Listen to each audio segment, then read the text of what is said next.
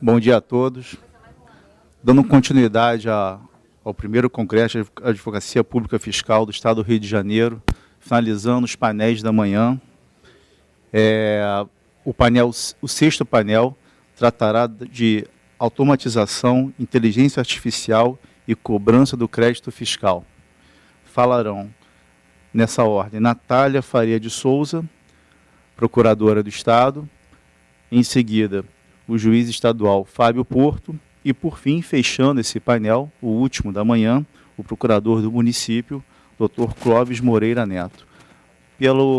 Pela hora, já passo a palavra imediatamente para a doutora Natália Faria de Souza, mestre em Direito e Políticas Públicas pela Unirio, especializada em Direito do Estado e Regulação pela FGV Rio, é atualmente procuradora assistente da chefia da Procuradoria da Dívida Ativa, com quem eu hoje componho a chefia, e há 2, 3 anos vem fazendo um excelente trabalho à frente da chefia da Procuradoria da Dívida Ativa. Passo a palavra para a doutora Natália, que terá 20 minutos para a sua exposição. Bom dia a todos. Primeiro, eu cumprimento todos os presentes, né? Agradeço o convite feito pelo Alonso aqui para compor a mesa meio que de última hora, meio que no susto. Cumprimento o Fábio Porto, que já é interlocutor com relação ao fluxo automatizado da dívida ativa, lá no Tribunal de Justiça, o Dr. Clóvis, da PGM, o Rafael, que é meu colega na Procuradoria, lá na assistência à Procuradoria da Dívida Ativa, comigo, com o Hugo e com o Alonso. E o Pepe também, não vou esquecer de falar do Pepe, pelo amor de Deus. Bom, na verdade, essa apresentação é meio que um lamento, meio que um que pode ser, do que não é, né? Porque o que não o Estado hoje ele tem um déficit de informação e de dados para a gente poder gerir na dívida ativa. Mas antes disso, eu vou fazer uma breve introdução a respeito da função do advogado público. Quando você opta por uma carreira pública, dificilmente a pessoa que presta o concurso pensa que ela vai ter que lidar como um gestor de dados, um gestor de informações. A gente pensa que a gente vai lidar com grandes questões jurídicas, grandes conflitos, como estavam os outros palestrantes aqui falando, né? Prescrição, os advogados, pareceres sobre opiniões legais relevantes. E quando você é empossado, você se depara com massa, né? O volume de processos é muito grande, o Estado é um dos maiores litigantes, e quando você está na dívida ativa, isso é acachapante, o volume é absurdo. E você tem que atuar como um gestor, você tem que mudar a forma de pensar, a forma de agir, para fazer com que aquele crédito atinja a sua finalidade, que é o recebimento pelo Estado daquele recurso. Então, uma das necessidades imperativas da administração pública, no caso, lá eu estou falando da minha experiência na dívida ativa, é fazer com que a gente consiga dar resposta aos anseios da população. O recebimento dos créditos, ele está em voga agora, né? A dívida ativa era algo que pouco se ouvia falar, e hoje em dia, quando você lê os jornais, quando você olha as revistas, a TV, todo mundo fala da dívida ativa, você fala dos recursos que podem ser recebidos do Estado, diante da crise do Estado, da crise da União, da crise dos municípios, e a administração é cobrada a dar uma resposta com relação a esses questionamentos. E um problema é que assim, a sociedade está cada vez mais veloz e a administração ela não acompanha essa velocidade. A gente tem uma dificuldade de acompanhar essa transformação digital. O que a gente precisa fazer, na verdade, na qualidade de advogado público, é algo que a gente vem lutando, e o pessoal que trabalha lá comigo na GTI sabe disso, e eu tento me inteirar, é uma alteração de modelo mental, é uma alteração de forma de raciocínio, é ver a gestão da dívida ativa de uma forma diferente, não como um trabalho artesanal. A gente lida com um volume de dados muito grande.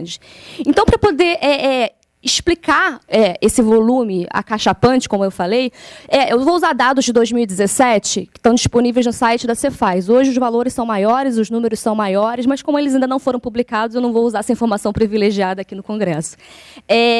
Hoje, o Estado do Rio de Janeiro ele possui por volta de 115 mil CDAs ativas ajuizadas. Isso é um número de 2017. Eu digo 115 mil CDAs ativas ajuizadas em todas as comarcas. Isso representa muito mais execuções fiscais, muito mais processos tramitando do que só essas 115 mil. Na comarca da capital, o volume de CDAs ativas ajuizadas em 2017 era por volta de 60 mil. É um volume muito grande para você fazer uma gestão cuidadosa. Eu estou falando só de execuções fiscais. Mas as dificuldades enfrentadas pelo judiciário não são minha área de expertise. Quer dizer, eu tenho uma interlocução, mas isso o doutor Fábio vai poder falar melhor do que ninguém. Assim, eu realmente estou só falando por alto. O meu papel aqui é só explicar brevemente as dificuldades que a gente enfrenta na gestão da dívida ativa e como que a tecnologia hoje disponível ela pode auxiliar na tomada de decisão e no incremento da eficiência na arrecadação e na atuação do advogado público enquanto gestor desses créditos. Então, assim, eu sei que a plateia aqui é especializada, mas o que é a dívida ativa, né? É o crédito público quando não pago, em síntese, em breve síntese, né? O crédito público quando não pago no momento correto, ele é encaminhado para inscrição em um cadastro, por meio de um ato administrativo chamado inscrição, e ele entra nesse cadastro como um crédito cuja origem, né, esse documento, a certidão de dívida ativa, era para embasar o executivo fiscal. Quer dizer, nos primórdios. Hoje em dia, a gente já está alterando a forma de pensar a CDA. Eu acho que essa é a lógica, esse é o passo importante a ser tomado.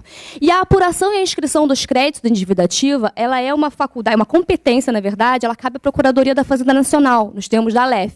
No caso do Estado do Rio de Janeiro, a Procuradoria do Estado, nos termos da Constituição, é o artigo 176, que fala que nós somos responsáveis pelo controle administrativo de legalidade. Então, a cada crédito encaminhado para a dívida ativa, tem que ser feita, nos termos da lei, uma análise a respeito da sua certeza e liquidez. Ok, só que você pensa isso no volume. Como que você faz uma análise com as limitações de pessoal, com as limitações de recursos, com as limitações humanas de um volume de informações, de um volume de créditos que hoje existe? Para se ter ideia, hoje, a gente conseguiu desenvolver na dívida no Estado, essa inscrição ela já é realizada de forma automática. Como funciona? Depois que o crédito é definitivamente constituído na Cefaz, a Cefaz manda uma massa de dados via sistema para o nosso sistema da dívida ativa, que pega esses dados, submete a determinados filtros para recebimento, e aí é realizada a inscrição automaticamente também. Se esses filtros não se correspondem, os dados com erro são devolvidos, a Cefaz corrige e manda de novo para a Procuradoria do Estado via sistema, e essa inscrição é realizada em lote. É humanamente impossível, com os recursos que a gente tem, fazer uma análise individual de cada crédito. Seria, na verdade, um absurdo de ineficiência você pensar dessa forma. Então, com o recebimento, quer dizer, essa inscrição em dívida ativa, ela é realizada de forma automatizada. A questão é que hoje a gente consegue ter dados do sistema. Vocês viram que a Cláudia fez na apresentação dela dados. A gente tem números. A gente tem o quantitativo de CDAs, a gente tem um número de CDAs por tipo de crédito, a gente tem o volume total, a gente tem os valores totais. O problema é que a gente tem dado, a gente não tem informação sobre isso. A gente não consegue hoje no Estado, e isso é uma situação em que o município também, eu acho que está bem mais avançado do que a gente, pelo que eu estava conversando com o Clóvis, a gente não consegue fazer uma gestão cuidadosa disso. A gente não consegue ter uma como é que eu posso dizer? A gente não consegue fazer com que esses dados se transformem em informação para que a atuação da Procuradoria da Ativa seja mais, eu não digo, mais eficiente, que respondendo aos anseios da sociedade com relação à recuperação desses créditos.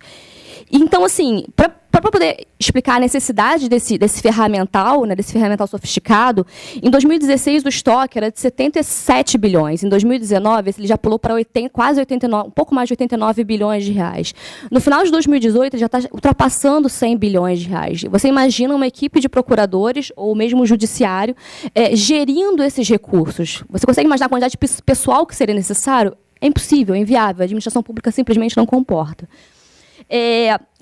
Em termos de números de CDAs quantitativo, em 2017 haviam mais de 489 mil CDAs ativas inscritas em dívida ativa.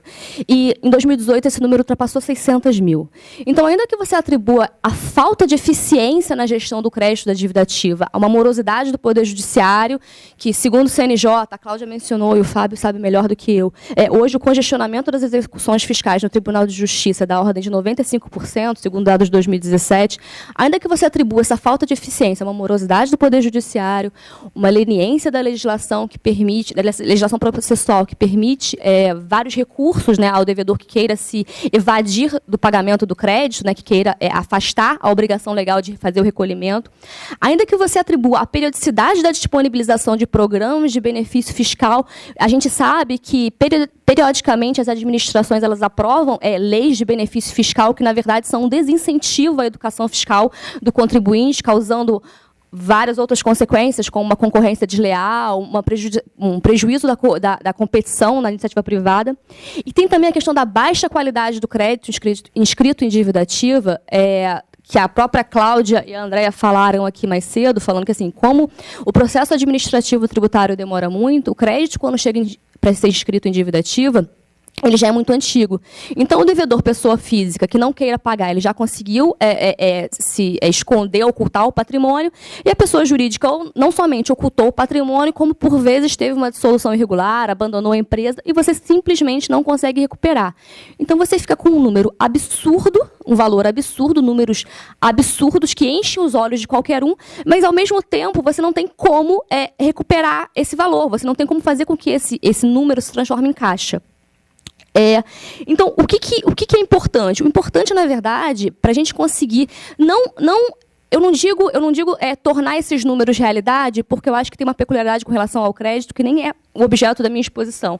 Mas a gente precisa de informações para, pelo menos, tornar o gap tecnológico um pouco menor, né? Tornar o intervalo entre o que a iniciativa privada tem de mecanismos para poder recuperar e as empresas, e o que nós conseguimos fazer na administração pública. Para se ter ideia, o Estado do Rio de Janeiro, a utilização de documentos eletrônicos é um negócio muito, muito recente. A Cláudia até comentou aqui. O domicílio fiscal eletrônico ele foi instituído como obrigatório para os contribuintes inscritos do cadastro de ICMS agora em 2017, quer dizer, coisa de 1 ano e meio, né? Pelo meio da resolução Cefaz 47 de 2017. Ainda assim, como a própria Cláudia falou, o processo administrativo de impugnação do auto de infração, ele é físico. Então, quer dizer, você não ganha eficiência, você não consegue extrair tantos dados disso. Além disso, a própria execução fiscal ela só passou a ser eletrônica por um movimento do Tribunal de Justiça que editou o aviso 156 de 2016, no final de 2016, falando que o ajuizamento passaria a ser eletrônico.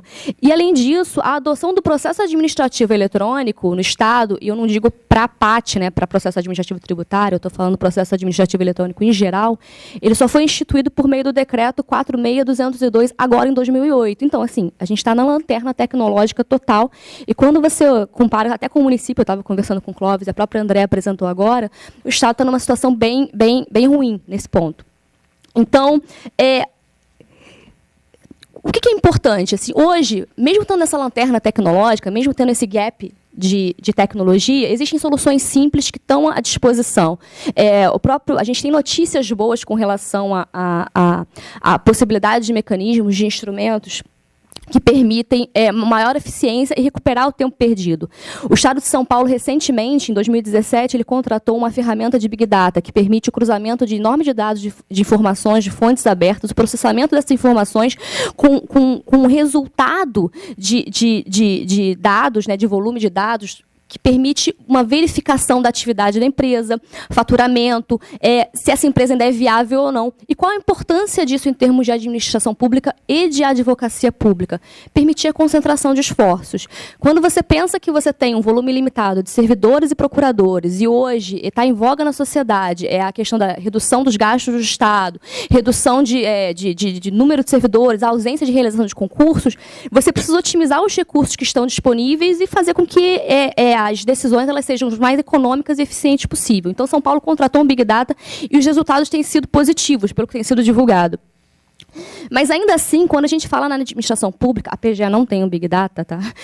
Quando a gente fala na administração pública, que o Big Data, ele não é, em termos de tecnologia, ele não é o mais recente. Na verdade, quando você vai ler trabalhos especializados, você descobre que o Big Data é o ontem, em termos de informação.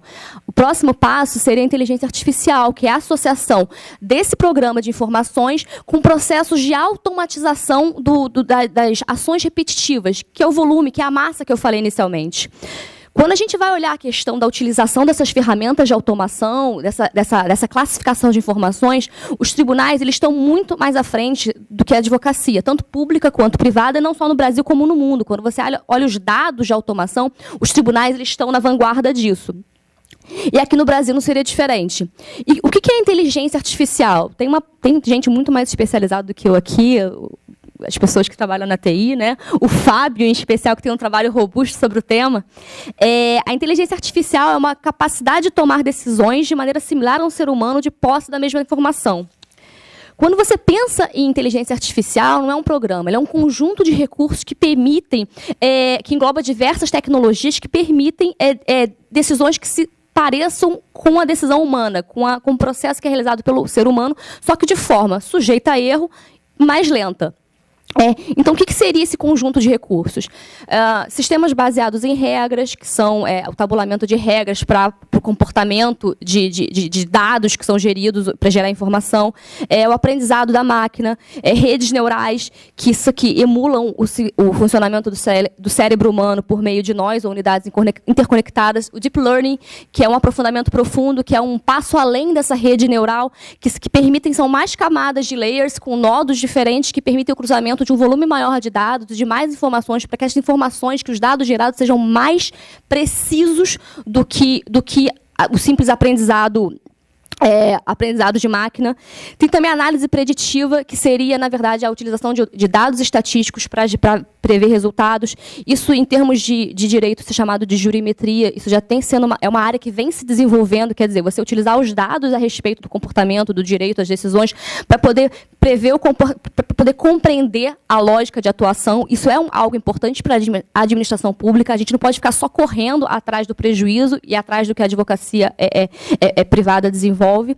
E o reconhecimento de padrões. Esse é o mais importante, é um fator importante. Reconhecer padrões é o quê? É você classificar e interpretar os inputs a partir de dados trabalháveis. E como que a gente poderia fazer isso, né? Você precisa, na verdade, de uma equipe interdisciplinar. É importante não só um programador, como alguém que entenda de processamento de dados e um advogado que entenda a linguagem dessa pessoa. Para quem lida com a parte de TI, com a parte de tecnologia, a gente sabe que, às vezes, a língua que os programadores falam não é a mesma língua que os advogados falam. E isso é uma dificuldade muito grande, ainda mais no serviço público. É importante que as pessoas tenham uma nova forma de pensar a administração, uma nova forma de pensar a tecnologia e como isso pode ser usado para a gente. O advogado público, ele não pode ter uma visão artesanal. Ele tem que ter uma visão de gestão mesmo. Eu posso ser redundante, mas isso é uma nova forma de pensar que as faculdades de direito não desenvolvem e que o concurso público também não seleciona. Então, é importante, na verdade, definir os parâmetros. É importante alguém que conheça os processos, aí é o papel do advogado público, para definir os parâmetros e também pensar numa ideia de fluxo de trabalho.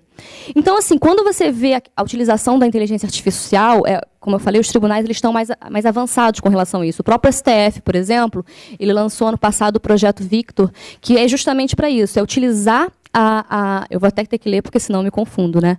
Utilizar o aprendizado de máquina para resolver problemas de reconhecimento de padrões de textos jurídicos que chegam ao STF, permitindo uma automação. O que é isso? São os gargalos. Quando você pensa nos processos administrativos, como a própria Cláudia e a Andrea falaram, quando você pensa na atuação do STF, o que você tem hoje é um gargalo. O quê? É uma sociedade complexa, um volume enorme de processos, um volume enorme de demandas que são submetidas, que a administração pública deve dar um retorno, só que é humanamente impossível você fazer isso de forma artesanal. Então, você tem que usar a tecnologia para poder responder aos anseios da sociedade. E, para isso, você precisa, na verdade, de um esforço conjunto, um esforço coletivo para permitir essa transformação.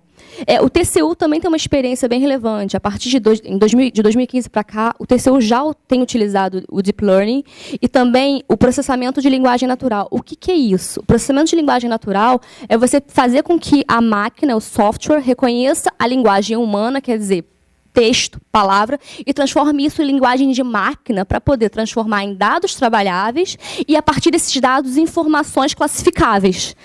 E isso é importante que a gente tenha em mente. É nesse ponto que eu acho que pode auxiliar a atuação do advogado, que a tecnologia pode auxiliar a atuação do advogado público, principalmente com relação à automação. O que a gente está falando aqui é a automação das tarefas que são mais repetitivas, das tarefas de separação, classificação, identificação e geração de informações relevantes para otimizar a resposta à sociedade.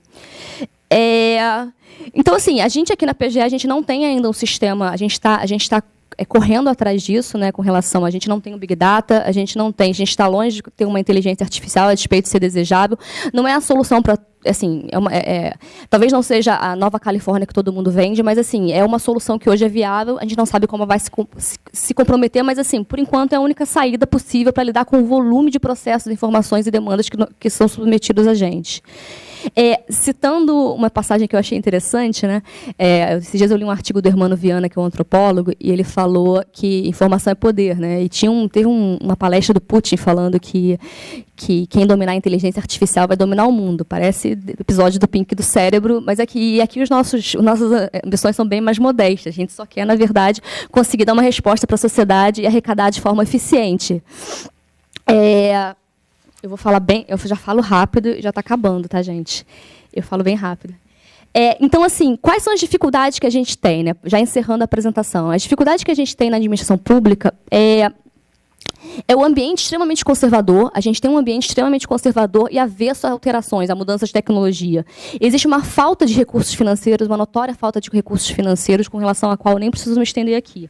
A gente tem uma deficiência de recurso pessoal também. E, além disso, a gente tem um desestímulo do processo de contratação, e aí um administrativista de mais expertise pode falar melhor da Lei 866 com relação à contratação de questões de tecnologia do que eu. E um ponto que é importante é a desconfiança recíproca que existe entre os órgãos e instituições, principalmente instituições de controle. Então, assim, como é algo que a gente não sabe como vai se comportar, como é algo que é difícil de parametrizar, contratações de tecnologia, elas geram muita controvérsia. É muito difícil você conseguir estabelecer parâmetros de dados de comparação mesmo. O que um serviço de tecnologia faz ou não, o que um oferece ou outro não. E isso gera muita insegurança, principalmente para o administrador público e para o gestor público. Então, um ponto central aqui, que eu acho que é importante, é a definição de um objeto, né? Identificar uma necessidade e permitir e demonstrar que esses resultados eles podem ser potencializados para além do órgão que está capitaneando esse projeto. Eu acho que está promovendo esse projeto. Isso é algo importante. E, para não dizer aqui que eu estou só apresentando vitórias alheias ou roubando dados do Poder Judiciário, ou falando que a PGE está muito, muito, muito atrasada, o Estado também, a gente teve uma iniciativa que foi até interessante, foi um pouco provocada pelo Tribunal de Justiça, mas teve um produto de muito sucesso. Eu tenho que fazer que foi o desenvolvimento de um sistema aqui pela Casa do ajuizamento em lote.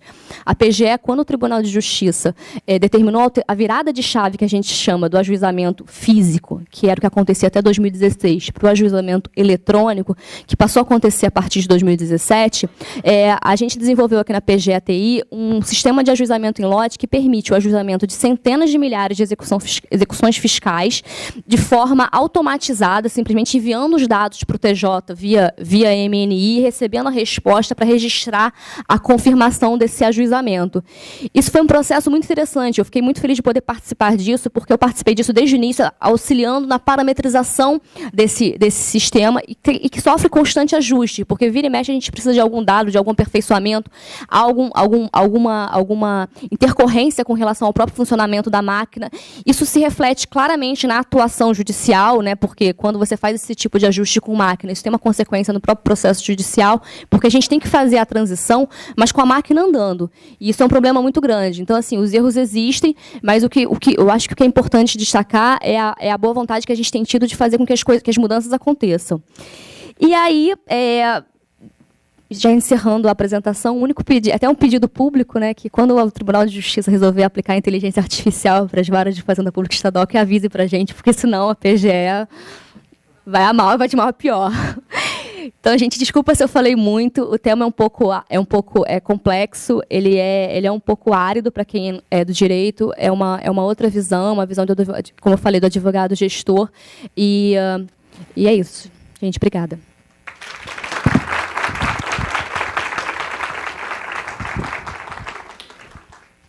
Obrigado, Natália. Agradeço pela exposição, pela preocupação. Eu compartilho um pouco disso. Eu estou há 2, 3 meses na Procuradoria da Atividade Ativa e já posso afirmar que nesses 3 meses os fios brancos se avolumaram. Eu fiquei 2 anos na Procuradoria, à frente da Procuradoria de Serviços de Saúde, e realmente esse desafio de automatização é algo que a Procuradoria tem que correr atrás urgentemente. Essa é uma realidade inescapável, todos os órgãos públicos devem correr atrás disso, devem buscar automatização, devem buscar novas ferramentas para a cobrança do crédito fiscal e gerenciamento de processos, e realmente a gente está alguns passos atrás. Avançando, eu já passo a palavra ao doutor Fábio Porto, que vai bem explicar para a gente o caso, o case de sucesso no Poder Judiciário aqui estadual, sobre automatização e gerenciamento de processos judiciais. Fábio Porto é juiz de direito, professor universitário, professor do curso de pós-graduação em Direito Privado na UF. Ele é professor palestrante da Emerge, pós-graduado em Direito Privado, também pela UF, mestre em Direito Processual pela UERJ e atualmente exerce o cargo de juiz auxiliar da presidência para, dentre outros assuntos, tratar do tema Tecnologia da Informação. Dr. Fábio Porto, passa a palavra para 20 minutos. Muito obrigado. Primeiramente, eu agradeço aí a coordenação do evento pelo convite, um honroso convite. Estou extremamente feliz em ver a discussão, né, em participar desse marco, que eu acho que é de suma relevância. Agradecer aos colegas aqui da mesa, já conheço, Clóvis, doutora Natália, doutor Rafael conheci hoje, tive a honra e o prazer de conhecê-lo hoje, mas os outros eu já conheço há algum tempo, a gente já trabalha juntos, né, tentando melhorar esse grande e difícil problema que a gente tem. Eu vou tentar falar com os senhores de alguns pontos, mas eu devo dizer da minha surpresa, eu costumo dar algumas palestras, sou professor, e eu sempre preparo uma apresentação máxima, porque dependendo do tempo eu reduzo. Mas isso eu chego um pouco antes e, de regra, consigo fazer. Aqui eu não tive tempo hábil, quando eu vi que era 20 minutos. Então, primeiro ponto, eu vou pedir que os senhores não olhem muito ali para a tela, que eu vou dar algumas acrobacias ali na apresentação, ela vai ter que agilizar. O segundo já é pedir desculpa. Quando eu comecei a dar aula, eu tive o assessoramento de um nobre desembargador, professor emérito, um orador fantástico, professor Silvio Capanema, e ele deu algumas dicas que eu vou desrespeitar quase todas. Primeiro, ele dizia o seguinte: nunca fale antes do almoço, você nunca ganha da fome. Nunca. E eu já não estou ganhando da minha. Então, eu imagino do público. Segunda dica é: nunca fale depois de uma mulher bonita e inteligente. Já me ferrou. E a terceira, que ele dizia: comece contando uma história, pelo menos para as pessoas se distraírem. Não vou ter tempo. Então, estou desrespeitando tudo isso, vou pedir para os senhores terem um pouquinho de paciência, mas a minha ideia é falar, resumidamente, muita coisa eu vou passar batida, a doutora Natália já passou em alguns pontos aqui que é interessante. O escopo seria falar dessa chamada revolução digital, que nós vivenciamos, mas nem sempre nos damos conta, tratar um pouquinho de inteligência artificial, essas premissas e essa transformação que está ocorrendo não só na sociedade, mas em especial no judiciário, e chegar finalmente ao case que a gente tem no tribunal tratando de inteligência artificial. Primeiro ponto que eu acho importante da gente tratar aqui é contextualizar esse tema, né? Isso é importante, eu reverti ali, botei de cabeça para baixo, porque a gente vê isso muito invertido mesmo. Primeiro, o que é e o que representa para o orçamento público a cobrança de todo o título de crédito fiscal? Ele representa a subsistência da sociedade, né? Não existe Estado sem arrecadação. Ele não presta saúde, ele não presta educação, ele não presta segurança. É um ponto elementar, o dinheiro não chove. O dinheiro sai da onde? Sai dos contribuintes. Esse é o primeiro ponto, mas a gente muitas vezes descuida disso. E é com base nisso que a gente consegue assegurar os direitos fundamentais previstos na nossa Carta. Só que para que isso aconteça, a gente precisa ter um sistema efetivo de cobrança. Por quê, meus senhores? Vamos ser bem honestos. Cidadão, em qualquer parte do mundo, se não sofre sanção por algo que ele deixa de fazer ou tem que fazer e é obrigado, ele não faz. Isso é lógico. Não é só o brasileiro, que a gente tem a mania de criticar o brasileiro, mas isso é em qualquer lugar do mundo. Se eu tenho que pagar um tributo, não pago, o que acontece? Nada? Então deixa eu pagar. Simples. Isso é tão claro quanto a luz solar. E hoje isso é o fato. E eu vou mostrar os números que a doutora Natália passou ali. Se eu tiver tempo, eu vou tentar mostrar os números. Então o problema é de estrutura. A gente primeiro tem que dar a dimensão ao executivo fiscal que ele tem que ter. E essa dimensão passa pelo legislativo, passa pelo executivo e chega finalmente ao judiciário. Então o legislativo tem que aprimorar a legislação, que já está extremamente defasada, né? A lei de execução fiscal ela precisa e demanda e fui convidado recentemente até a apresentar algumas sugestões que há em curso, né, um projeto de alteração da lei de execução fiscal, né, o Conselho Nacional de Justiça tem uma comissão formada para isso, e a ideia é realmente incorporar metodologias e normas processuais modernas visando um aprimoramento da legislação. Mas esse é o primeiro passo. O Executivo tem que dar atenção às suas procuradorias na parte que toca do Executivo Fiscal. Porque se aquilo ali não funcionar, não vai ter arrecadação, e isso é fato. É o chamado efeito dominó. Se o seu vizinho não paga e não sofre nada, eu vou deixar de pagar também e vou ficar igual a ele. Todo mundo parte dessa premissa. E aí chega no judiciário, que tem sua parcela de responsabilidade para tratar do assunto de forma adequada, dando estrutura e dando, no mínimo, atividade judicante necessária para dar vazão a esse volume, que, como nós vamos poder ver aqui, passar os olhos, é colossal, meus senhores. É uma coisa que não existe em nenhum lugar do mundo. Quando começou o Justiça em Números, na primeira apresentação, eu tive a honra de participar, eu fui um dos expositores, eu estava do lado de uma representante da União Europeia que tratava, era como se fosse o Conselho Nacional de Justiça, lá não tem essa figura, mas eles têm órgãos de controle que conseguem monitorar estatisticamente. E quando se falou o número, na época ela me cutucou e falou assim, eu acho que o tradutor falou o número errado. Eu falei, não senhora, ele falou isso mesmo, é milhões. Ela falou, não pode ser. É com a cara de estarrecida assim, como é que pode um país ter milhões de processos? Isso é impossível, né? Ela não estava acreditando no que estava ouvindo, mas isso é a nossa realidade, né? Isso impacta na nossa taxa de congestionamento e tem um custo, isso já é um estudo fantástico, o IPEA, recomendo, já está, de certa forma, desatualizado, é de 2011, se a minha memória não faltar, o estudo, mas naquela época ele chegou a um valor de quase R$5.000 do Executivo Fiscal. Quase R$5.000 o preço de um Executivo Fiscal, isso na União, né? Não foi contado os estados. E aí os números são esses, meus senhores, isso é a Justiça em Números, isso é o painel Justiça em Números, está disponível para todo mundo, o volume que isso impacta e o volume de processos que isso tem, né? Vamos falar do Rio de Janeiro, aproximadamente 11 milhões de processos para uma população estimada de 16 milhões de habitantes. Se todo processo eu tenho um autor e um réu, eu chego à conclusão que eu tenho mais litigante do que população no estado do Rio de Janeiro. É isso. Então, esse é o volume. São 16 milhões são 11 milhões de processos para hoje, 679 magistrados e 180 desembargadores. Esse é o nosso número, né? Esse é o nosso número. E como é que a gente sai desse ciclo? Eu não quero nem falar de São Paulo, que ainda o problema é maior, mas eu estou no Rio de Janeiro, pelo menos, né? A gente tem que mostrar soluções. E, sem sombra de dúvida, como eu falei, a solução passa por uma reestruturação sistêmica, legislativa, administrativa, gerencial, que a doutora Natália falou aqui, ela está repleta de razão.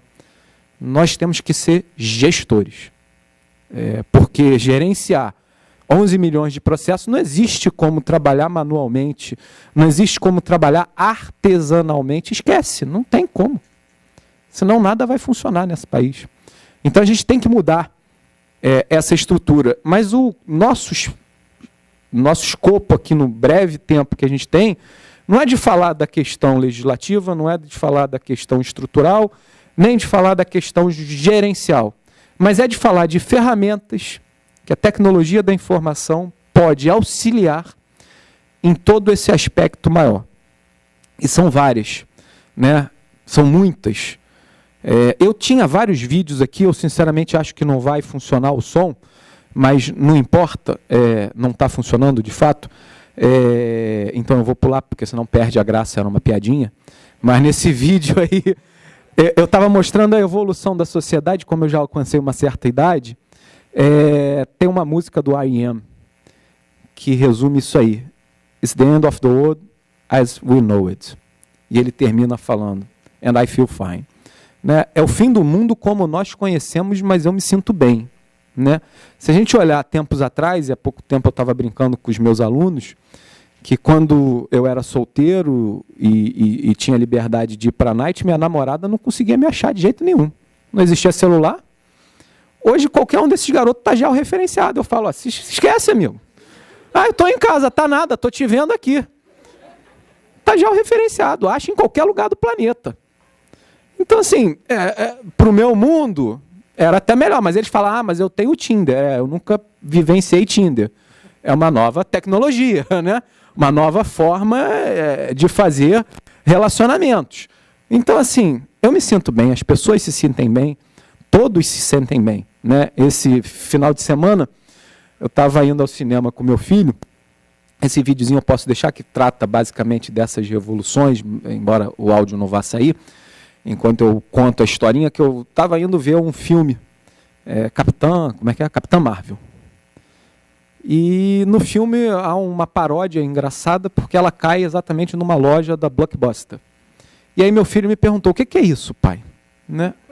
Eu falei, filho, é algo que você nunca vai ver na vida mais, porque você tem Netflix.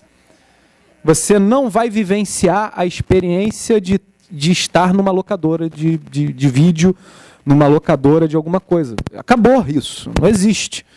Então, eu fiquei vendo, cara, eu tô tão velho assim que meu filho me pergunta, o que é isso? Como se fosse um negócio de outro mundo, né? Um troço lá. Não, uma locadora. Que até pouco tempo atrás, e não é um passado, né, tão remoto assim, é um passado recente, nós vivenciávamos isso. Nós frequentávamos, nós passávamos por esses locais. Isso gerou o que se chama aí a verdadeira quarta revolução industrial, que ela passa e ela está sendo galopante, quer dizer, todas as empresas, eu vou ter que acelerar um pouquinho, senão eu não consigo falar do que eu quero basicamente, todas as empresas, aquele primeiro gráfico mostrava a evolução das grandes empresas. Se a gente pegar a década de 70, não tinha nenhuma empresa de tecnologia entre as grandes empresas do mundo. Se eu pegar hoje, as 7 maiores são ou de tecnologia ou estão com a tecnologia no seu foco. E depois vem o resto. E hoje se diz o seguinte, quem não acompanhar isso vai deixar de existir em muito pouco tempo. Né? Então isso é uma realidade, né? Isso é uma realidade tão concreta, a gente tem vários exemplos aqui. Isso aqui é um exemplo que eu vou passar também, é a loja da Amazon. Hoje você tem a Amazon Go em diversos pontos nos Estados Unidos em que você entra e pega da prateleira e automaticamente isso está sendo debitado no seu cartão de crédito, sem passar por nenhuma caixa, sem passar por... Isso é realidade, não é ficção. E a mesma realidade acontece com os carros autônomos. Isso aqui é um videozinho, só para ter uma ideia, isso é do MIT, chama Moral Machine. O que é isso? Eles estão treinando um componente de inteligência artificial em que as pessoas usam para dizer o seguinte, olha só, se o carro autônomo tiver que decidir entre matar um cachorro ou uma pessoa, o que ele decide? Marca ali. Porque ele vai ter que tomar a decisão. Hoje é o homem que toma essa decisão. Se eu vou atropelar o cachorro ou um ser humano. E eu tenho que treinar a máquina para que isso aconteça. E isso é tão realidade, pena que não vai ter o áudio, né? Mas esse vídeo é de uma empresa de automóvel, que é muito engraçado, porque o cidadão entra num carro autônomo e ele só quer dirigir. O resultado dele final é isso. Eu só quero dirigir, o cara começa a falar que você não vai dirigir, você está estressado, eu vou botar uma música. Aí ele fala, não, me leva para a China é muito longe, não dá para ir de carro. E resultado final ele fala, poxa, eu só queria um volante aqui, né? Pegar um volante para dirigir. E aí o resultado, o final dessa propaganda é maybe your last chance, né? Pode ser a sua última chance de ter um volante à sua frente, então vê se aproveite, né? É uma propaganda de carro. Eles já sabem que isso é uma realidade. Alfa Romeo, aí a propaganda é essa, né? Pode ser a última chance que você tenha de dirigir um veículo. Isso é realidade em todos os países, né? Eu vou ter que acelerar aqui um pouquinho, que tanta realidade que já saiu capa da Veja, capa de diversas revistas nacionais, tratando da revolução tecnológica, o que ela vai impactar, o que ela vai impactar na nossa vida cotidiana, nas profissões. Isso, meus senhores, é tão realidade no mundo que eu não sei se vocês já ouviram falar da Estônia, mas a Estônia hoje, o país totalmente digital. A Estônia hoje, você pode tirar um título de cidadão da Estônia sem nunca ter pisado lá. né? Você faz tudo isso pela internet. Então, o governo está todo digitalizado. Desde votação até agendamento para participar de algum programa do governo ou para ter um atendimento médico. Há pouco tempo eu participei de um congresso em que tinha um representante da história e que ele disse que a maior discussão lá foi o que a gente vai obrigar o cidadão a comparecer. E aí entenderam que era obrigatório comparecer numa consulta médica, que não tinha como fugir, e para casar, embora tivessem discussão. Eles falavam, para casar a gente tem que obrigar o cara ainda, porque vai que ele muda de ideia. Então, assim, mas isso é tão realidade, eu não vou ter tempo de passar aqui várias coisas. Isso aqui é NEOM, não sei se vocês já ouviram falar, a Arábia Saudita está na guerra, né? Existem 3 grandes países em guerra sobre a inteligência artificial, Estados Unidos, China e Arábia Saudita. Eles estão disputando quem vai ser o grande detentor disso, e a Arábia Saudita está bem avançado nesse ponto. Ela criou uma cidade chamada NEOM, vocês podem jogar no Google aí, depois pesquisarem, quem tiver interesse, para ter uma ideia do que é uma cidade planejada para o futuro, né? Isso já é realidade. E a gente está falando aqui de inteligência artificial, a definição a doutora Natália já deu, então eu vou passar batido, mas a gente tem esse grau de maturidade, que eu vou chegar no último grau, nesse último pontinho aqui, naquele último quadrado, é na consciência. O que a máquina consegue fazer, né? Ela passa por tudo isso aqui, desde predição, automação, análise, prevenção, até que chega na consciência. A consciência é, literalmente, ela replicar uma atividade humana, né? Nós tivemos aí uma linha do tempo muito grande, que eu vou ter que passar batido, mas que a gente pode resumir a inteligência artificial nesse grande ciclo, né? Machine Learning, Deep Learning, e hoje já existe um outro ciclo que se chama Machine Think, que é onde a máquina já consegue ter interações do ser humano. Isso tem experiências na arte, na música, né, que são atividades típicas do ser humano que hoje a máquina já consegue fazer. Ela já consegue fazer composição musical, ela já consegue fazer desenhos com certo nível de abstração, chegando ao ponto do que o ser humano faz. Para a gente ter uma ideia, isso é o que a gente já usa hoje e às vezes a gente não sabe, né? É o Google Fotos, que tem componente de inteligência artificial, é o Facebook, é o Netflix, é o Spotify. Não é à toa quando vocês entram lá e botam assim, vê a sua playlist. Aquilo é uma inteligência artificial olhando qual tipo de gênero musical que você gosta e ele está replicando aquilo. Não por outro motivo, de vez em quando vocês estão no Instagram e aparece lá, vá para tal local. Pô, mas como é que ele sabe que eu vou para tal local? É a inteligência, vendo os locais que você vê, o que você curte, e o que ele pode te oferecer. Lógico, com uma função comercial. Qual é a nossa dificuldade no judiciário? A gente tem essas 2 grandes espécies de inteligência, que é a Machine Learning e o Deep Learning. Machine Learning demanda essa extração. O que é isso aqui? Eu dou o exemplo do carro. Eu tenho que mostrar para a máquina o que é um carro. Meu relógio já apitou que meu horário está terminado. Eu vou pedir 5 minutos a mais, tá? Eu tenho ali mais 3, mais 5 eu termino, se Deus quiser. Então, preciso dizer para a máquina o que é um carro. E como é que ela vai saber o que é um carro? Alguém apontando diversas figuras mostrando. Isso é um carro, isso não é. Isso é um carro, isso não é. Isso é o ser humano fazendo. No Deep Learning, eu já não preciso do ser humano para dizer o que a máquina é um carro. A máquina consegue, com base nessas redes neurais, interpretar que aquilo é um carro e o outro é um avião.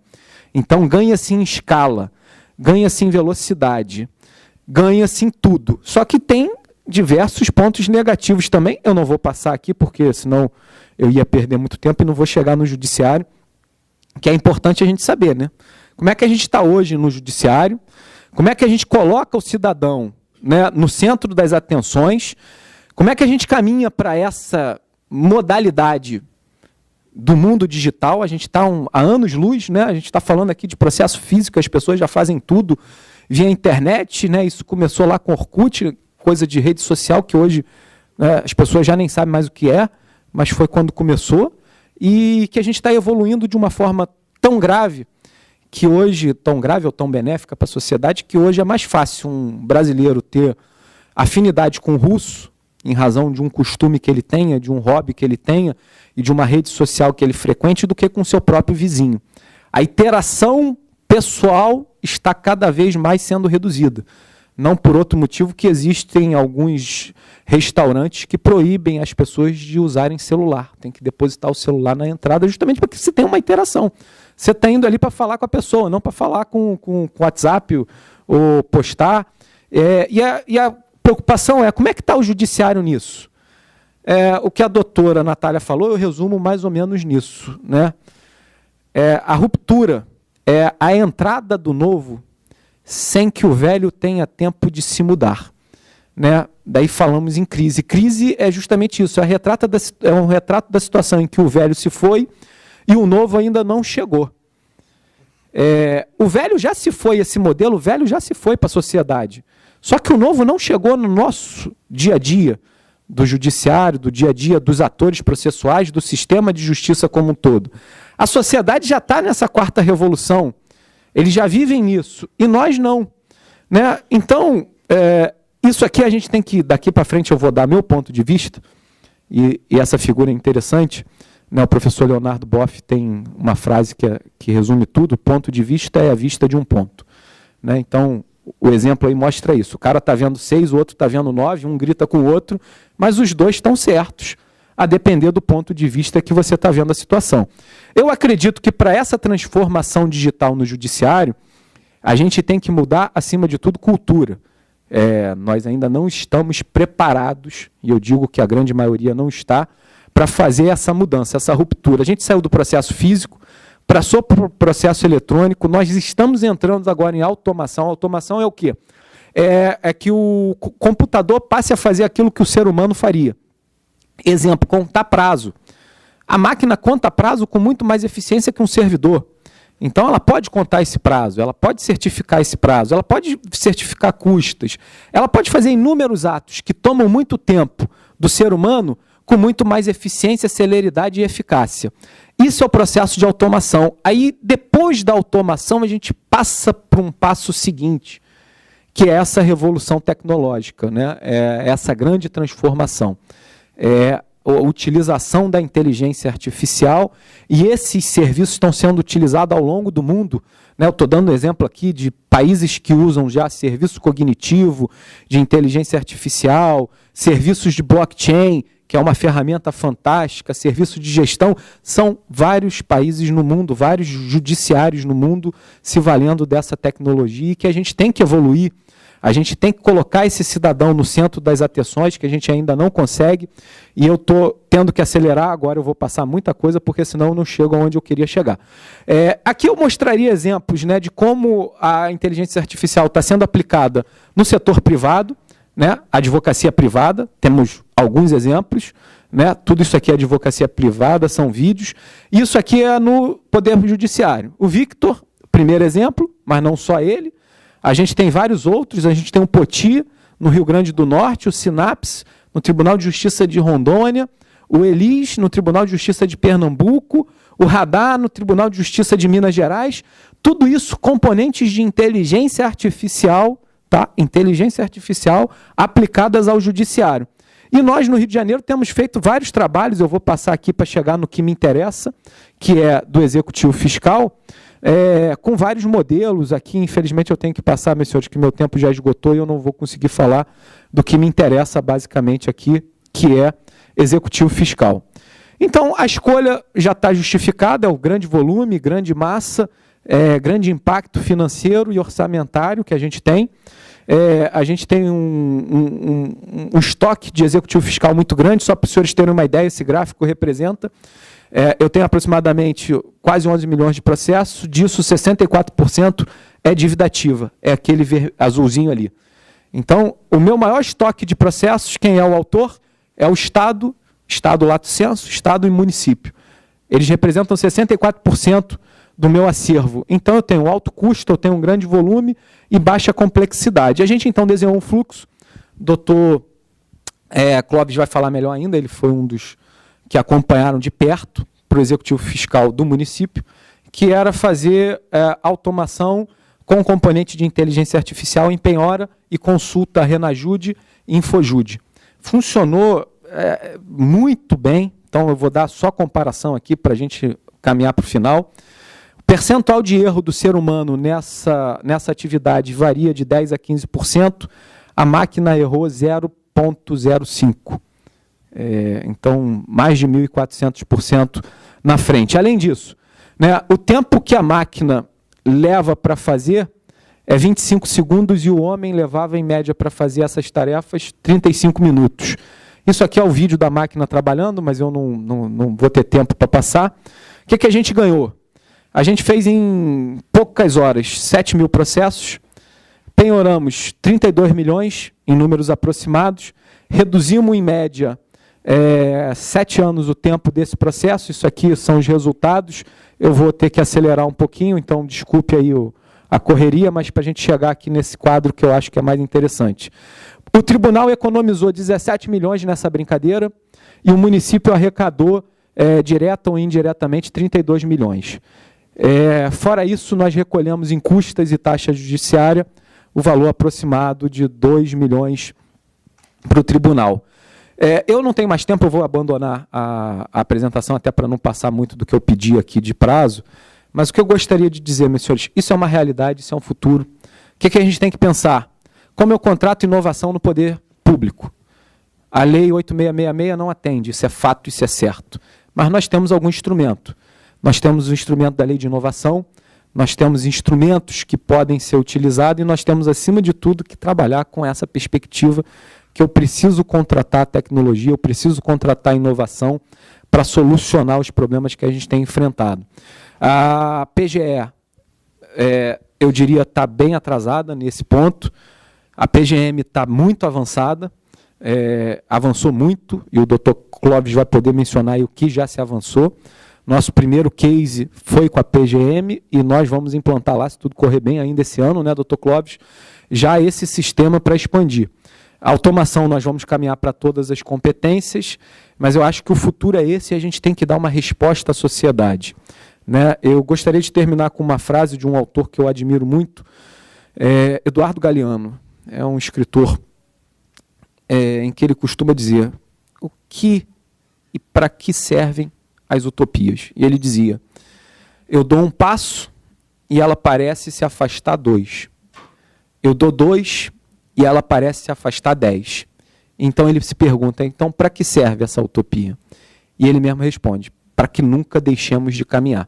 Eu acho que esse seminário é um exemplo de caminhada, eu acho que o que todos os órgãos estão fazendo com as suas dificuldades inerentes é uma caminhada, e parabenizo a todos, não só por estarem aqui, por estarem discutindo essa matéria, mas por, acima de tudo, pensar no futuro, pensar em soluções, pensar em como melhorar a prestação de um serviço público essencial. Muito obrigado pelo tempo aí que me foi dispensado.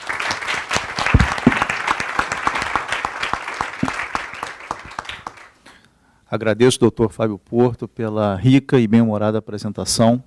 E para concluir, no nosso muro de alimentações, nessa catarse coletiva, eu passo a palavra imediatamente ao doutor Clóvis Moreira. Ele é procurador do município do Rio de Janeiro, coordenador da dívida ativa da PGM Rio de Janeiro.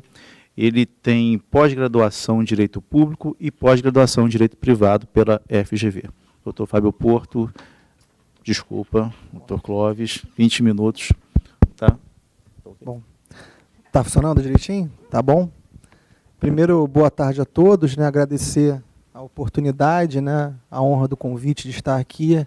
Agradecer ao doutor Fábio Porto e a Natália, a doutora Natália, pelas brilhantes apresentações, pelas ideias já colocadas. Eu anotei algumas coisas. Né? Quando me falaram que eram 20 minutos, né, eu fiquei um pouco apreensivo, né? Porque meus amigos me conhecem pela capacidade de síntese, né?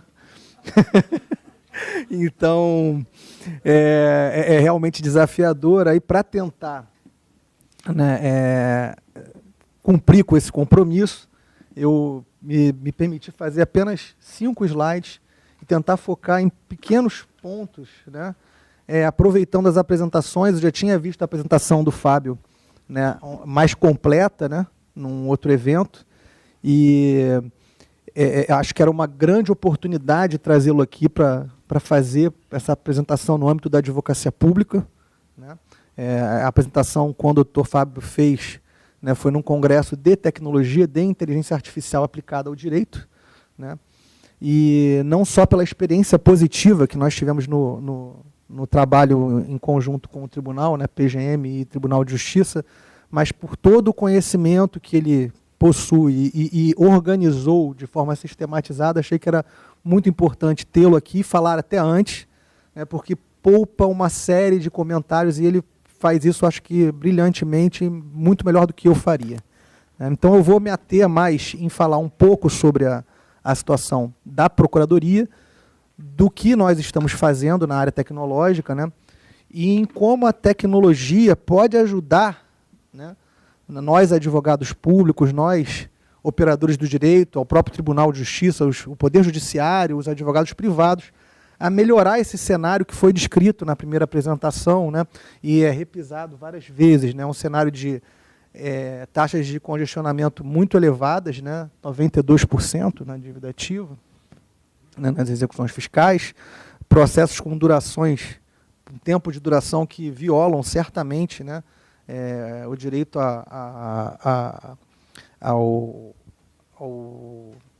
fugiu.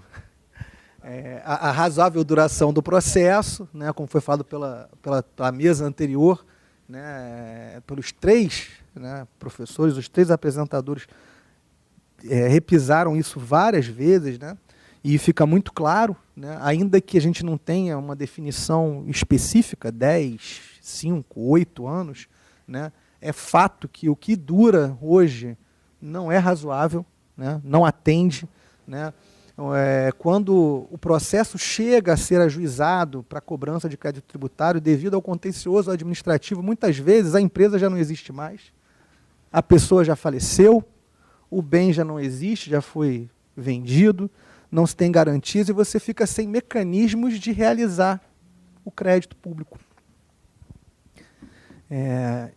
Ou seja, é um cenário de falta de eficiência na recuperação, né? E a Procuradoria do Município do Rio, aí eu não vou chorar, vou até, né, vamos assim, vou elogiar, né, a instituição da qual eu pertenço, né, que inclusive muitos colegas estão aqui, né, e muitos colegas anteriores a nós já iniciaram esse trabalho de vanguarda, de atuação com tecnologia aplicada ao direito, né, construiu uma série de ferramentas que nos ajudam a estar um pouquinho à frente. Claro que não é o ideal, claro que a gente ainda tem muita coisa para caminhar, e esse trabalho, né, na área de tecnologia, ele é constante. A fala do Dr. Fábio, agora no final, né, a citação que ele fez, mostra isso. Quanto mais você acha que está perto, às vezes fica mais distante, surgem sempre coisas novas, surgem sempre situações diferentes e que exigem de nós, né, repensar sempre esse modelo, esse sistema, e rever premissas que antes eram absolutas e hoje não são mais, né?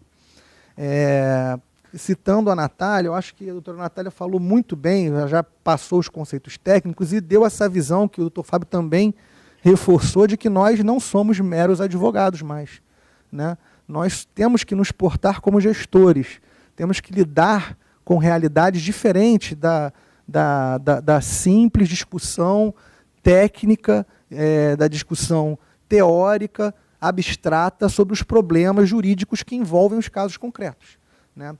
A realização das políticas públicas, dos direitos fundamentais, dos direitos materiais de cada um de nós, depende, né, da realização prática disso. Então a gente tem que partir para um cenário de gestores e, para isso, é fundamental que a gente tenha uma visão não focada exclusivamente no direito, mas interdisciplinar, multidisciplinar, com informática e outras áreas de conhecimento, administração. Eu vejo que, quando eu entrei na Procuradoria, né, há muitos anos atrás, não como procurador, mas como assessor concursado, né, como um cargo de assessoramento, tal qual um técnico, né, do Tribunal de Justiça, falta muito na administração pública essa visão interdisciplinar, essa noção de planejamento, de gestão, de criação de grupos. Isso tem que ser mudado, na mentalidade, no sentir das pessoas que compõem a administração pública, para que a gente possa vencer, porque os problemas, esse cenário, ele não é simples. E não adianta se jogar no mar para atravessar o oceano a nado, que você não vai chegar do outro lado. Né? Você tem que ter uma visão estratégica, aliada a conhecimento de diversas áreas do saber, e não só do direito. Né?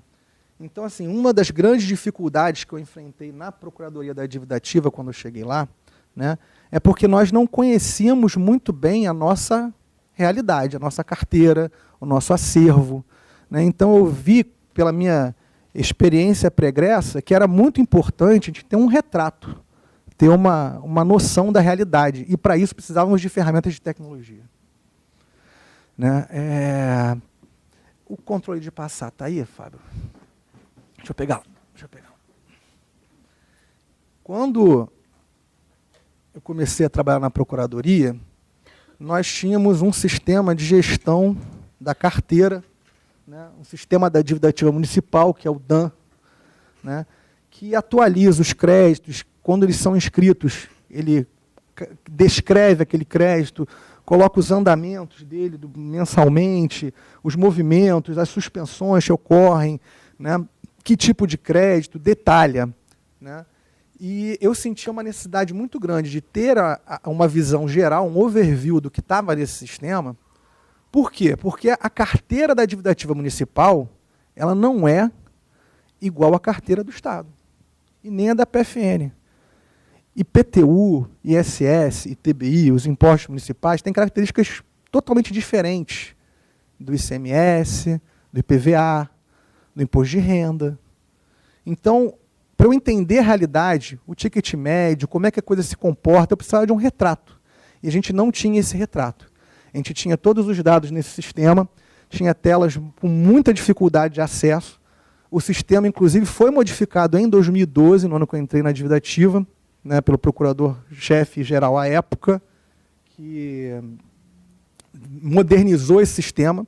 Perdemos muitas funções com essa mudança, né, porque toda mudança técnica não é simples e com um grau de complexidade enorme. Você não consegue fechar todas as lacunas de um sistema. Se você esperar para entrar com um novo sistema, ele está perfeitamente pronto, totalmente pronto, ele nunca vai entrar em operação. Tá? Então, em 2012, nós entramos, acabou sendo praticamente concomitante, eu entrei em março de 2012, e o sistema novo foi implantado em outubro de 2012, cheio de lacunas. Então, ali, apesar da situação de crise, era uma oportunidade. A gente tinha um sistema novo, com muitas lacunas, e pessoas novas com intenção de melhorar o sistema para que ele pudesse dar vazão à nossa necessidade. Deixa eu...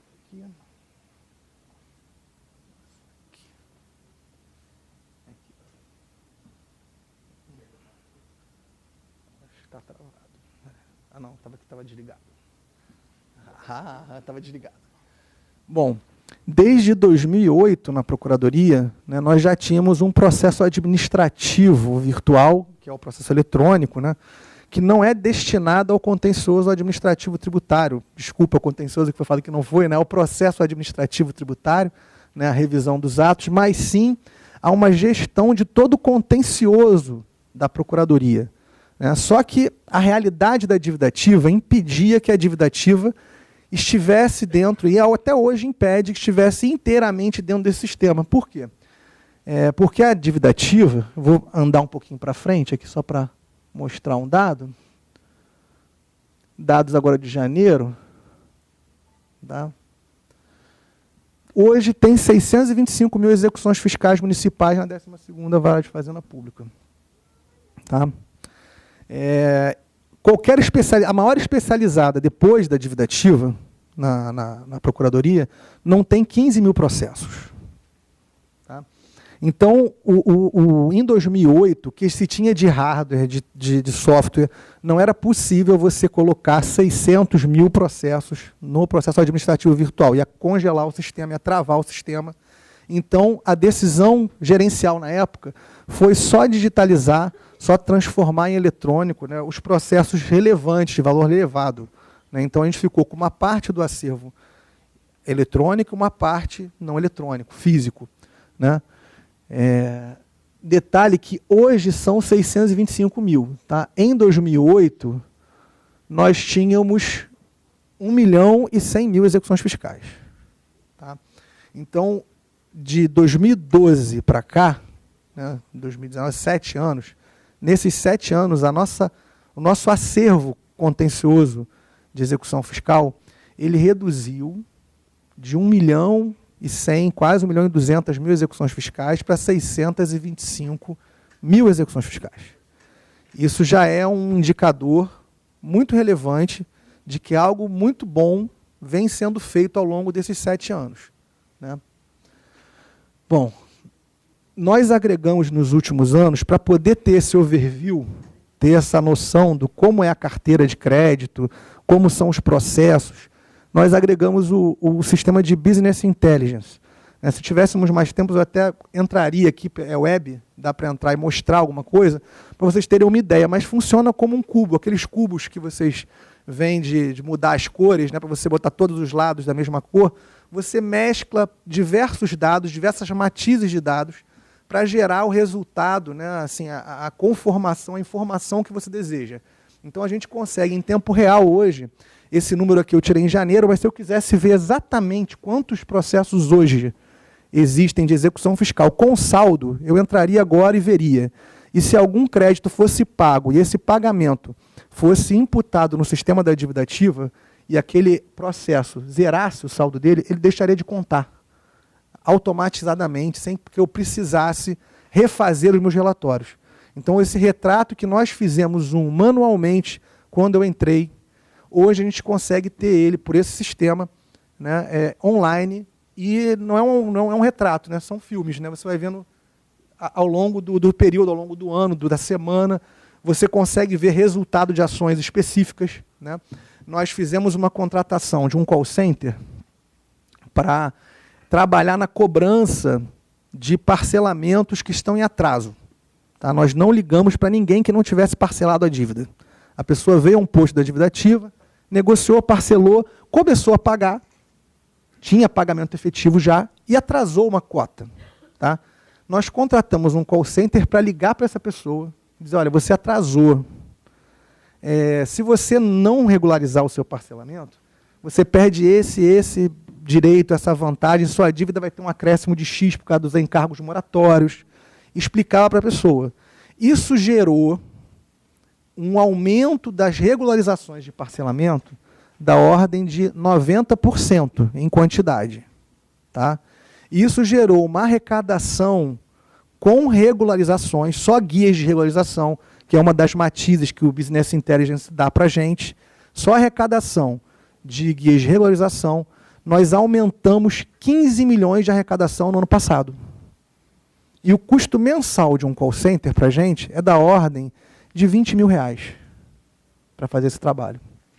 Então, você, com um custo anual de menos de R$250 mil, você teve uma recuperação de 15 milhões. Né? Então, esse sistema, né, esse módulo de tecnologia da informação, nos dá a possibilidade de aferir esses tipos de medidas.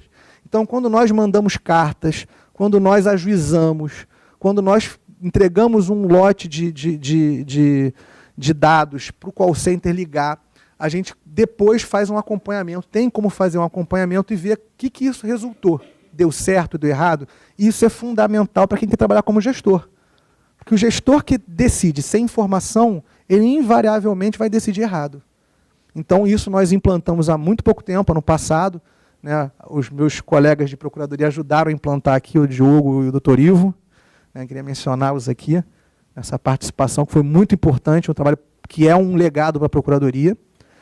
Né, e, no ano passado também, nós agregamos o sistema do Big Data, né, que a Natália já mencionou, né, que é um sistema que tem a capacidade de gerar informações, né, de manipular e gerar dados para a gente de forma organizada, estruturada, em segundos, de milhares de dados. Isso é muito importante para os números que a gente vai ver aqui, e nos permitiu, né, ter um outro paradigma para tratar o nosso cadastro. Né? Aí, falando um pouco da nossa carteira, mas sendo bem sucinto, né? Qual é a realidade do município do Rio de Janeiro? IPTU, você tem um volume muito grande de créditos, tá? E um valor que é muito parecido com o total do ISS. Então, nós temos 3 execuções de IPTU para uma execução de ISS em proporção, tá? Ou outros créditos. ISS é o que tem mais, além de IPTU, que não IPTU, mas tem multas administrativas, você tem o ITBI, você tem outros créditos, tributários e não tributários, né? E o IPTU ele é 3 vezes, né, esse valor, é 75% da quantidade de créditos e da quantidade de processos. Só que em valor, ele é muito parecido. Então, esse um processo de ISS, ele vale pelos 3 de IPTU. Tá? Isso também foi possível ver. E organizar a nossa atuação pensando nisso. O IPTU tem uma característica totalmente diferente do ISS, porque ele normalmente, você acaba, no final, se você não consegue dinheiro, não consegue outro crédito, outro bem para garantir que não imóvel, você leva o imóvel para leilão. E o leilão, ele, por uma série de fatores, é um processo muito custoso e desgastante. E que envolve, quando é habitacional, né, quando é moradia, uma relação social relevante e que a gente não pode desconsiderar quando cobra a dívida ativa, né? Então, o Big Data, ele hoje permitiu que nós tratemos o cadastro de IPTU, que é um cadastro de cerca de 1.500.000 unidades imobiliárias, inscrições imobiliárias. Tá?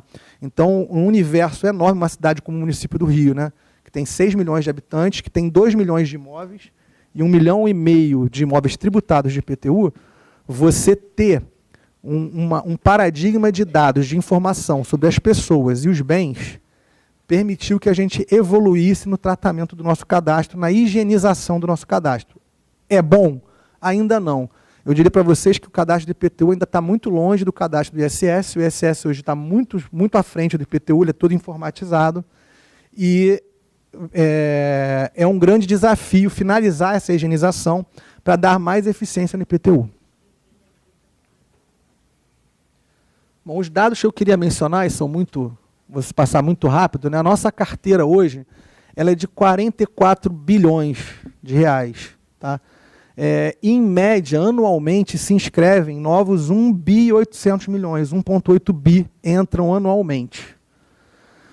Hoje, a quantidade de CDAs inscritas em dívida ativa é de 1.986.000 CDAs, 574. Né? E essas CDAs, elas têm um volume de inscrição anual médio, tá? Nos últimos 6 anos, 2013 a 2018, de 256 mil anos. O acervo, já tinha colocado, 625 mil. E o que o Big Data, o que o BI nos permitiu aferir? Que desses 625 mil, 383 mil, 61% são de valor pequeno, ou seja, abaixo do que nós consideramos pequeno, de 3 mil reais. Tá? 235 mil processos, aproximadamente, 38% de valor intermediário, entre 3 mil e 500 mil reais. E apenas 7 mil processos, 1% do total de processos, com valores elevados acima de 500 mil reais. E aí esse 1% é extremamente tratável, é extremamente palatável dentro desse universo. Né? Então, o foco do trabalho técnico, artesanal, do procurador tem que ser esses 7 mil. Ajuizamos anualmente, em média, 37 mil execuções fiscais. A arrecadação média entre 2013 e 2018 foi de 780 milhões, né, nesses últimos anos. E aí você vê, se a gente inscreve anualmente 1 bi 800 e arrecada 780 milhões, a gente não está tão longe, assim, tão ruim como se imagina, né? Mas esses resultados são decorrentes de uma série de coisas e da aplicação estratégica das tecnologias que eu passei bem superficialmente explicando para vocês. Bom, as observações, aí foi a questão dos 7 mil, que são muito tratáveis, né? E adicionei informação que, se você somar o valor de todos esses processos, equivale a 77% da carteira judicializada.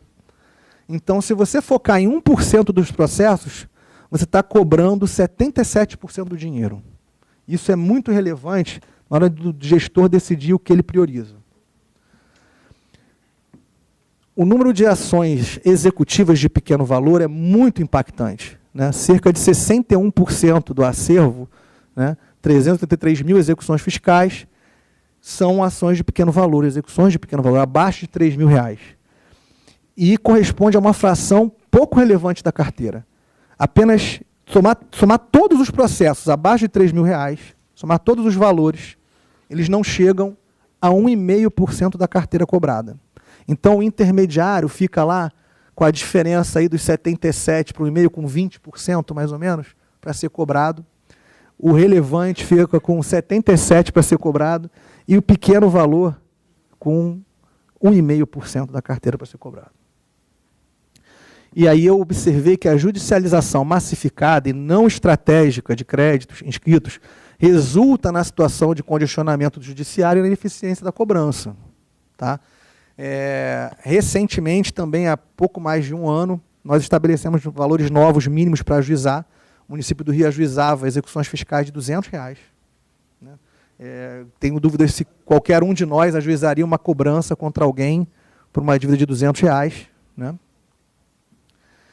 E é indispensável, como o Fábio bem disse, o doutor Fábio bem explicou, é uma revisão do sistema, não é uma aplicação única, isolada de tecnologia. Né? Então, a gente precisa de um trabalho estratégico, não apenas de aplicação isolada de tecnologia. Não é a inteligência artificial que resolve tudo. E para finalizar, né, eu botei um fluxo aqui bem rapidinho, que era o proposto da inteligência artificial no modelo da PGM, que é a próxima etapa, o que nós queremos fazer em conjunto, né, em parceria com o Tribunal de Justiça, porque não adianta que a Procuradoria se automatize e jogue todos os 300 mil processos que a gente tem que prosseguir judicialmente para o lado do tribunal e o tribunal não consiga processá-los. O que eu vou ganhar com isso? O que o município ganha com isso? Nada. Né? Então, as duas pontas têm que caminhar juntas. E, para isso, nós firmamos um aditivo ao convênio de cooperação técnica que já existia do tribunal com a Procuradoria, né, com o município. E ali eu sugeri, na verdade, que fosse aplicada a inteligência artificial não só no peticionamento dentro da Procuradoria, mas em todos os momentos estratégicos de atuação da cobrança. Então, quando você inscreve em dívida ativa, você pode aplicar a tecnologia de inteligência artificial com qual finalidade? Validar dados, fazer checagens, que uma pessoa levaria muito tempo, 40 minutos, 1 hora, e a máquina faria em segundos, bem parametrizada. Né? Você pode atuar no envio de cartas, ligações, seleção, porque com o tempo você tem a parametrização do que vale a pena e o que não vale a pena. E na cobrança judicial, do que é artesanal, você pode dar todas as informações para o procurador de forma muito mais segura e confiável, gerando modelos de documentos, de dados sobre os devedores, sobre os bens, sobre os tributos, sem que isso precise ser feito manualmente, e no impulso, provavelmente dito, da massa. Né? Atrelado a isso, eu coloquei ali bem no cantinho, né, a gente hoje faz protesto de dívida ativa, né, e esses créditos menores, nós já percebemos que o índice de recuperação via protesto ele é muito maior do que via judicial. Né? Ele tem um reflexo, principalmente falando de pessoa física, de IPTU, a pessoa em algum momento precisa estar com o nome limpo no mercado, né? E ao longo de 6 meses de protesto, a gente começou a ter chegou a um grau de recuperação da ordem de 28% dos casos, né? Ou seja, a cada 100 créditos protestados, 28 tiveram solução. Né? E aí, no final, eu fiz aquele desenho dos sistemas todos e incluí o do tribunal, ali junto. botei o computadorzinho com malhete do juiz decidindo, que a inteligência artificial ela vai integrar tudo isso. Ela vai tratar esses dados de forma ordenada, né, com a devida parametrização, para que o fluxo todo seja único, seja fechado, seja um novo sistema, uma nova realidade de cobrança, né, para que aí você tenha, sim, um sistema fechado de cobrança e que o tempo reduza, os erros diminuam, né, para que os índices de recuperação aumentem ainda mais, até porque ainda falta um grande caminho para que tudo seja devidamente, né, estruturado. A Procuradoria tem um déficit grande de procuradores. A doutora Andréia, né, que é minha professora, falou aqui muito do Conselho de Contribuintes, que é uma única Câmara, né. Eu citaria que somos 100 procuradores municipais no município do Rio de Janeiro, para uma cidade de 6 milhões de habitantes, para uma arrecadação média de 750 milhões. São 12 procuradores na dívida ativa. Aí eu brinco que são os homens dos milhões, né? Porque 12 procuradores gerando 750 milhões ano, coordenando as equipes, gerindo as equipes, são 62 milhões ano por pessoa, né? A gente não ganha tudo isso. Enfim, e eu, para finalizar, né, também seguindo aí o doutor Fábio, eu tenho uma citação que eu gosto muito, já de muitos anos, de quando eu era adolescente, né? Eu comecei a trabalhar muito cedo e me deparei sempre com desafios muito grandes nessa área de tecnologia. Eu, antes de fazer direito, fiz curso técnico, escola técnica, trabalhei com automação de sistemas na área técnica e me deparei com umas situações realmente diferentes, muito distintas do nosso mundo aqui jurídico. E tem um poema, né, do Fernando Pessoa, que fala sobre o que vale a pena, né, a gente se dedicar naquilo, né, que é o Mar Salgado de Portugal, quando ele fala que: ó mar salgado, quanto do teu sal são lágrimas de Portugal. Por te cruzarmos, quantas mães choraram, quantos filhos em vão rezaram. Quantas noivas ficaram por casar, para que fosses nosso, ó mar. Valeu a pena? Tudo vale a pena se a alma não é pequena. Quem quer passar além do bojador tem que passar além da dor. Deus ao mar perigo e abismo deu, mas nele é que espelhou o céu. Então eu acho que se a gente quer chegar num lugar melhor, num país melhor, né, em entidades melhores, a gente precisa ter essa identificação com as causas e realmente se entregar porque vale a pena. Tá? Obrigado.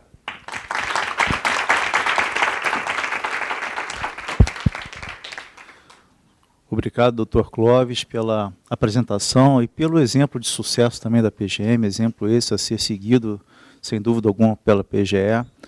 Já fica aqui, inclusive, uma demanda a ser passada para o nosso gestor de TI, Anselmo Gaio, aqui presente, estrategicamente presente, cuja presença foi bem aproveitada também pela mesa, estrategicamente.